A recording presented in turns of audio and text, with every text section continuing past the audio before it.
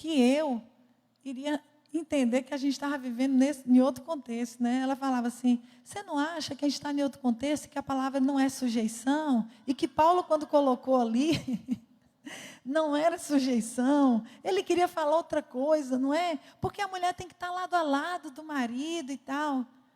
Aí eu olhei para ela, Fonseca estava até comigo no dia, Júnior. E aí eu olhei para ela e falei, nada mudou. Nada mudou. Mas o que você entende? Aí a gente sempre faz aquela, né? Eu entendo, quando eu comecei a falar com ela, que eu entendo, ó, aí eu comecei a botar aqui, né? A coberturazinha, está bem guardadinha pelo meu marido, que ele como autoridade de Deus, porque eu amo ser sujeita, gente, eu acho muito bom, porque meu marido carrega muito mais peso do que eu. Ele é uma bênção, cumprir com esse propósito do Senhor, me sujeitar, sabendo que eu vou cumprir com o projeto eterno de Deus aqui na terra, né? E aí eu fui mostrar para ela, quando eu fiz isso, ela mandou eu calar. Parou. E ali ela não quis ouvir, e aí eu fui e falei, né? Falei, ó, essa mulher não está preparada para ensinar mulheres não, viu? Toma muito cuidado com isso. Porque relativizar aquilo que está na palavra de Deus é muito complicado. Até hoje eu já procurei para... Olha, gente, me dá outra palavra para colocar no lugar que tenha o mesmo entendimento. Me fala aí. Me fala qual outra palavra. E ninguém acha, ninguém vê. Porque não tem. E é o que a gente tem que cumprir, que a gente tem que viver com alegria. Com alegria, na força do Senhor, sabendo que Ele tem cuidado da gente, que Ele cuida da nossa família, que hoje eu colho, quanto mais eu vivo esse projeto de Deus, que eu sou apaixonada por Ele, eu vou viver, minha família vai ser sal e luz, eu serei sal e luz, serei referência do Senhor aqui na terra. Amém? Às vezes nossa família, nós pregamos, falamos do amor de Deus, falamos desse amor de Deus, mas nós não vivemos esse amor. Misericórdia. Ou quer ver outra coisa? Eu nunca permiti que minha família chegasse em minha casa mandando. Porque eu sempre falei, opa, aqui tem um sacerdote. Calma aí. Porque a família da gente às vezes não vem na casa da gente, não vem? Eu acho que você devia fazer assim. E como eu não tinha mãe, eu tenho uma irmã que é mais velha do que eu, então ela achava que ela sempre tinha que mandar em mim, falar alguma coisa. Então, ela chegava, às vezes, lá em casa, até falando para Danilo, Danilo, eu acho que você precisa... Opa! Aqui não. Aqui tem um sacerdote. Aqui tem um sacerdote. Não é assim, não. Eu não permitia. Por quê? Porque eu tinha que viver isso. Porque eu assumi, essa é a minha vida no Senhor. É viver a vontade dEle. Outra coisa que eu nunca me permiti é não exercer essa função no meu lar, na minha casa. Por mais que eu trabalhe fora, cuidar das minhas filhas, eu amo cozinhar, gente. Amo cozinhar, amo fazer a feira para minha família, comprar do melhor para minha família. E o melhor que eu estou falando aqui é o orgânico, aquilo que eu consigo ir. Eu vou e faço isso para a igreja, para os irmãos que vão lá para casa. Eu amo cozinhar, amo cuidar da minha casa. O movimento feminista, apesar de eu ter ido para aquele lugar, o Senhor não permitiu que eles roubassem isso de mim. Uma vez uma colega minha do Equador, que estava lá, ela muito católica, ela falou para mim assim, e eu orando em casa, pedindo a Deus a oportunidade para pregar para aquelas colegas minhas, né? E aí, eu estava vindo da aula, né, lá do campus da universidade, lá em Santiago de Compostela, na Espanha. E aí, ela falou para mim assim, Nereida, ela, uma advogada, saiu do Equador, deixou o marido e as filhas para cursar o mestrado na Espanha, e eu achava aquilo um absurdo. Porque se Danilo e Júlia e Laís não tivessem ido comigo, certamente eu não iria. Se não tivesse um projeto de Deus, um ID para a Espanha, eu não iria. A universidade estava me exigindo, porque exige qualificação. Você está aqui na casa, você é docente, você precisa se qualificar. Mas a gente se qualificou, tendo em vista o envio do Senhor. Enquanto o Senhor não liberava, o Senhor não direcionava, eu estava ali parada, mas o Senhor direcionou. Mas essa mulher saiu do Equador para morar na Espanha por 4 anos sem a família, gente. E agora eu soube que o casamento dela acabou. E essa mulher virou para mim e perguntou assim: Nereida, você não tem medo de estar aqui nesse lugar e mudar a tua vida? Mudar o que você pensa? Gente, foi uma alegria essa pergunta. Eu olhei para o céu e falei: peixe na rede, Senhor. Obrigada, eu vou pregar o teu evangelho para Ana Lucia aqui agora. E comecei a pregar o evangelho para ela, comecei a falar do que eu cria, do que está estabelecido, do que Jesus fez na minha vida. Comecei a falar para ela. E pronto, na minha defesa, uma colega minha virou para mim e falou assim: Nereida, o que mudou na tua vida depois desse estudo? Eu falei assim: a minha fé está mais fortalecida. Eu entendo que eu preciso viver. Eu entendo, estou muito mais fortalecida. Eu sei do meu papel como mulher.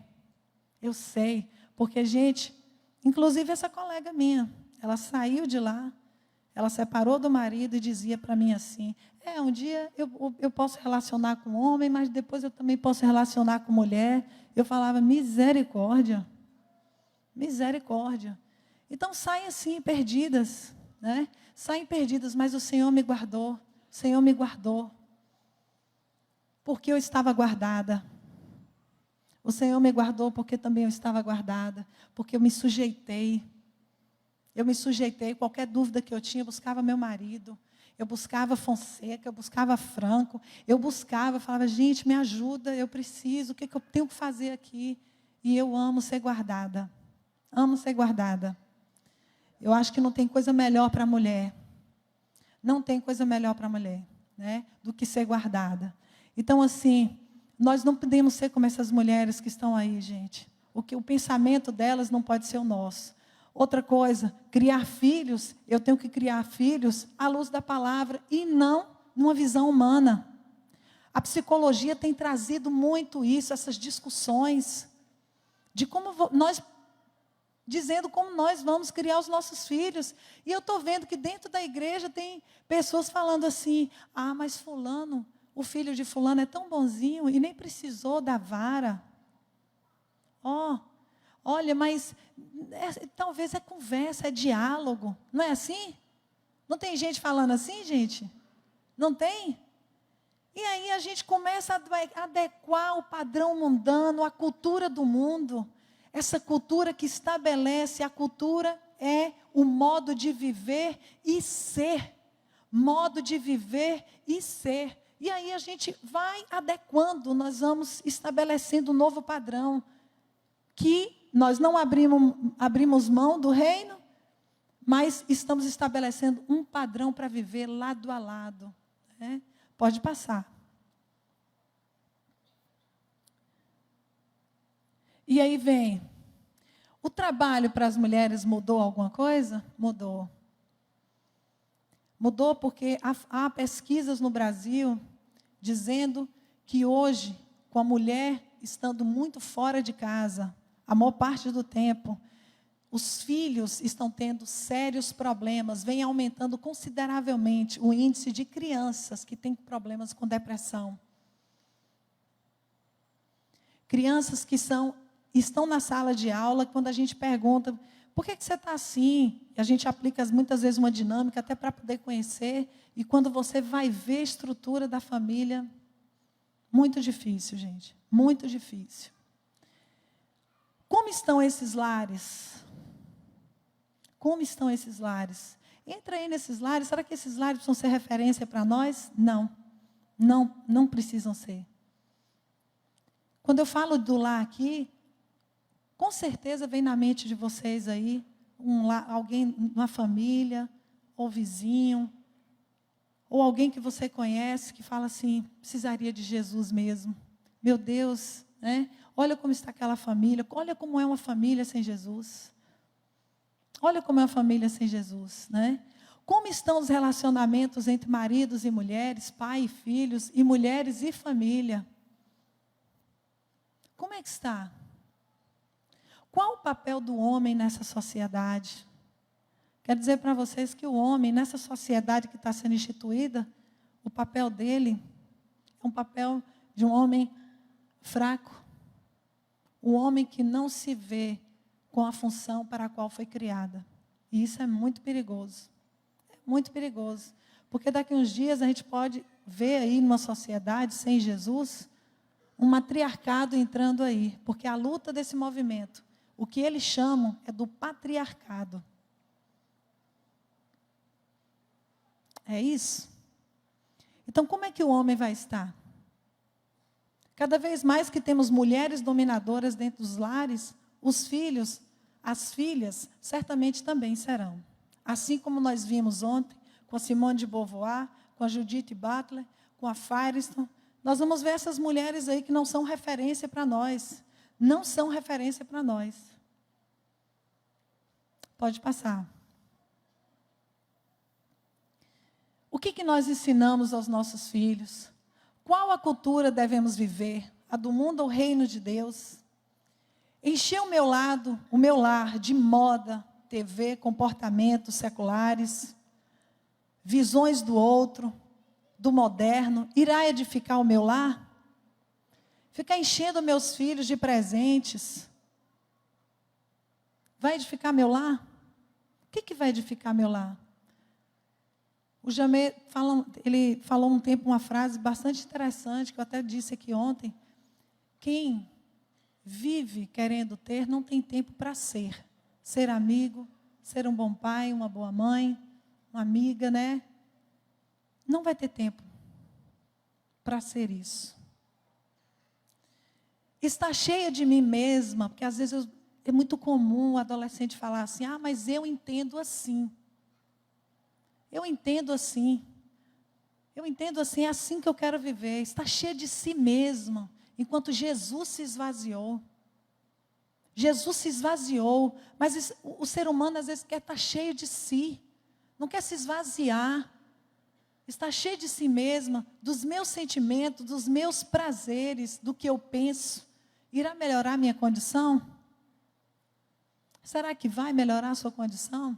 Hoje nós vivemos numa sociedade tão efêmera que os mais novos não querem ouvir os mais velhos. Eu sou estudiosa do campo da memória e ninguém quer mais ouvir os mais velhos, aqueles que são mais experientes. Com a igreja, graças a Deus, não é assim.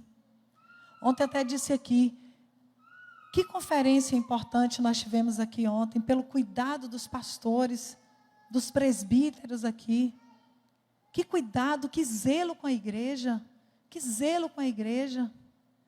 Como nós nos sentimos mais seguros quando nós temos esses homens aí por nós. Homens que têm um ministério específico, que têm orado pelas nossas vidas, que têm nos guardado, que têm podido nos aconselhar. Suas esposas, que muitas vezes nós procuramos. Por quê? Porque nós consideramos, são nossos pais na fé, são nossos pais, são pessoas que nós precisamos honrar, precisamos ouvir, porque são mais experientes.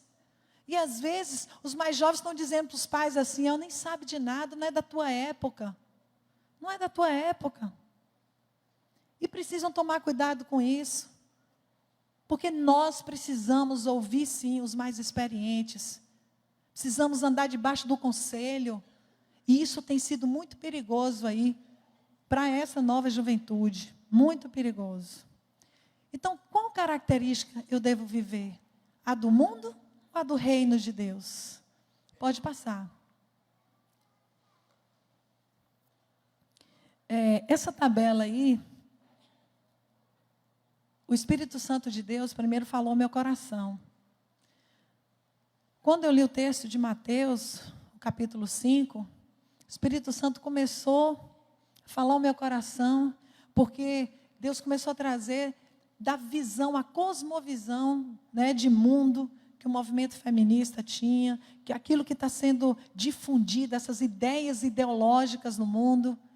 E aí Deus trouxe para mim, em primeiro lugar, quais são as características que eu não quero na minha vida, não quero para o meu lar. Não quero para o meu lar. Não quero propagar essas características, nem com a minha fala, nem com a minha vida. Não quero propagar essas características. Então, assim, está dando para ver, gente?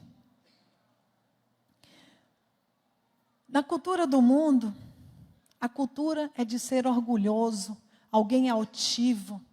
Alguém altivo é aquela pessoa que não aceita o ensinamento do outro, não aceita a opinião do outro, o conselho do outro. Enquanto a palavra de Deus fala que na multidão de conselhos há sabedoria, mas não aceita, porque não é o meu entendimento, é o meu saber. Outro ponto, no mundo as pessoas estão sempre agitadas, ansiosas, nervosas, não tem tempo uns para os outros muitas vezes. Acabei me esquecendo da cultura de Deus, né? Do reino. Então, assim, voltando ali, no altivo e no orgulhoso, em Mateus 5, de 1 a 14, a palavra de Deus fala que bem-aventurado, o quê? Os pobres de espírito, os humildes. Na agitação, na ansiedade, a palavra de Deus fala que eu tenho que ser o quê? Manso. Jesus falou que aprendei de mim, que sou manso e humilde de coração. Como é que nós vamos ser mansos e humildes de coração? Aprendendo de Jesus, aprendendo do nosso Mestre, do nosso Senhor. Amém?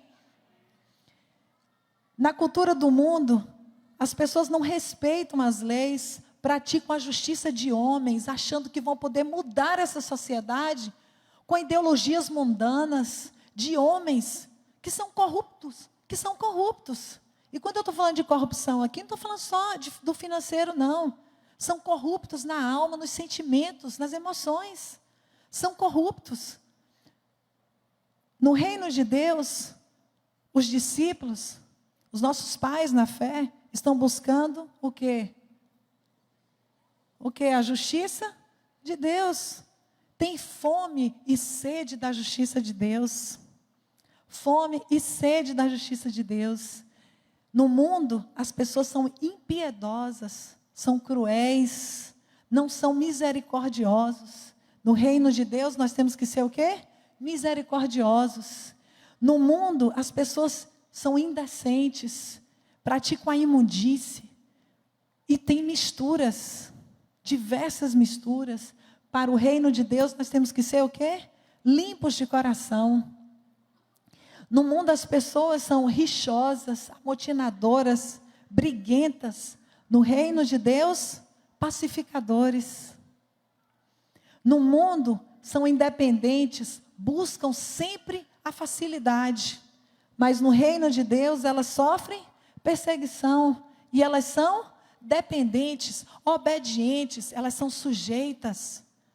No mundo as pessoas são sem sabor, insatisfeitas. Ontem nós falamos sobre a insatisfação, que todo movimento no mundo, ele começa por uma insatisfação na alma.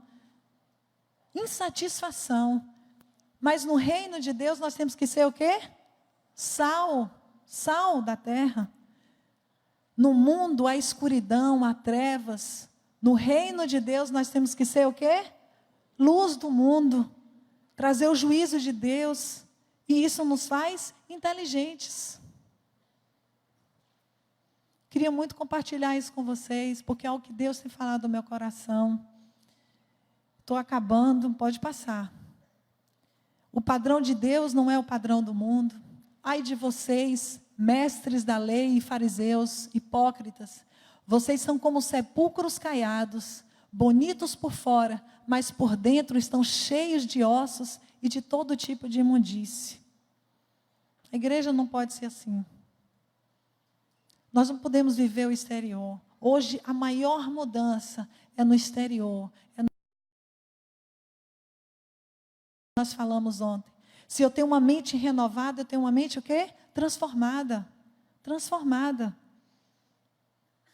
Pode passar.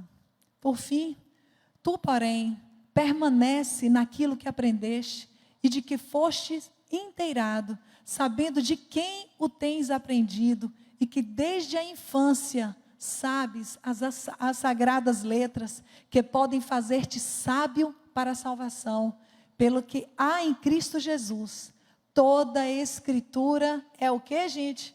Divinamente inspirada e proveitosa para o quê? Ensinar, para repreender, para corrigir, para instruir em justiça, para que o homem de Deus seja perfeito e perfeitamente preparado para toda e boa obra. Amém? Queria muito dividir isso com vocês. É o que está no meu coração.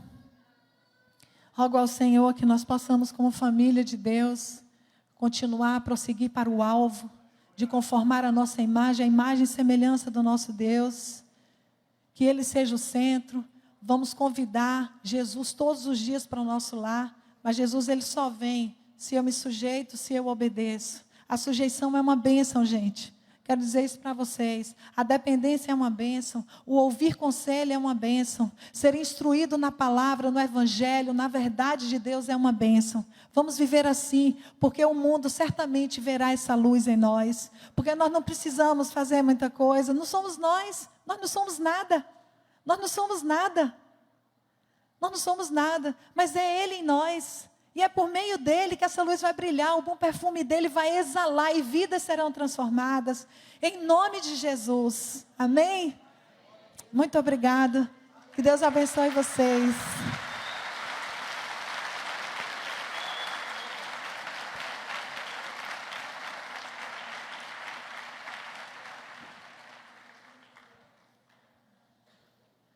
Agradecer ao Júnior Paulino, a Andréa, essa família amada que tem nos recebido. Eu tenho me sentido muito em casa.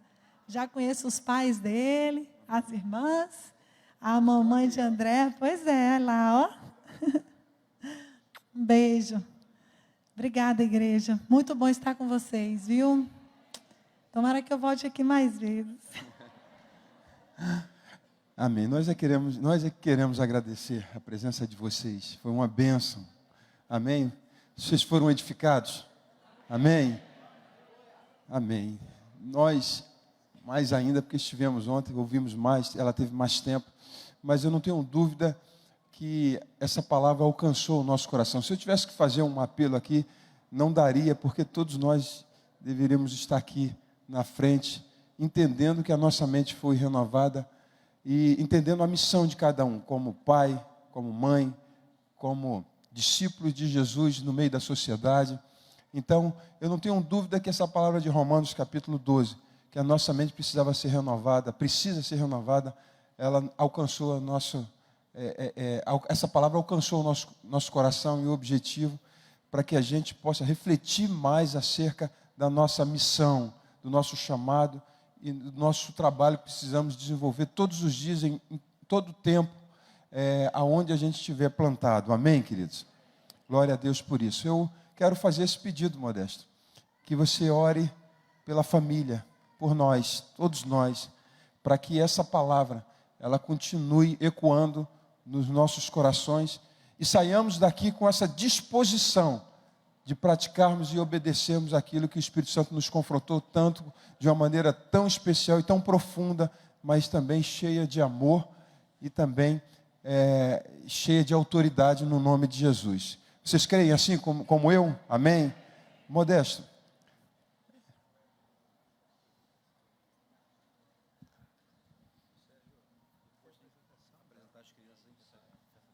Vamos orar. Nosso Pai, nós invocamos o nome de Jesus, porque nós precisamos de poder para ser. Queremos ser para fazer a Tua vontade se cumprir aqui na terra. Nos ajuda, tem misericórdia de nós. Aviva-nos,